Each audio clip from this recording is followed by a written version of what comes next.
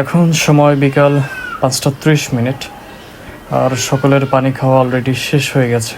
তবুও চেক করব যে কে কে খাইলো আর খাইলো না, কারণ একটু পরেই আবার ঘাস খড় এগুলো দেওয়া হবে। তো প্রথমেই চলে যায় আলফার কাছে, কি অবস্থা। তো আলফা এসে ইদানিং একটু করে খাবার ছাড়তেছে, জানি না এটা কার জন্য ছাড়ে।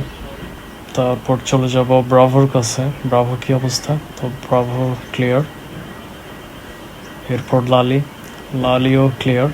তো লালি নতুন জায়গায় এসে খাবার যে সিস্টেমটা এটাতে অভ্যস্ত হয়ে যাচ্ছে। তারপর অপোজিট পাশে আসলাম চার্লির কাছে, চার্লিও সেম অবস্থা, আলফা চার্লি দুজনে একটু করে ছাড়ে, যদিও এটা থাকে না, নেক্সট আবার ঘাস খড়ের সাথে খেয়ে ফেলে, এটা মিক্সড হয়ে যায় তখন খেয়ে ফেলে। তারপর ট্যাঙ্গো তো খাওয়ার এক্সপার্ট, এদেরকে দেওয়ার সাথেই নাই। এরপর আসি স্যামের কাছে, তো স্যামও ক্লিয়ার। এরপর লালু।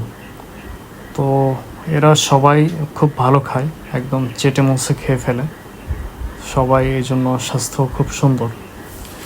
তো বলতে গেলে শুধু আলফা আর চার্লি একটু খাবারের অনীহা, এই জন্য দুজন দেখতে অসুখ না। তো এই হলো বিকেলের কাজের রুটিন।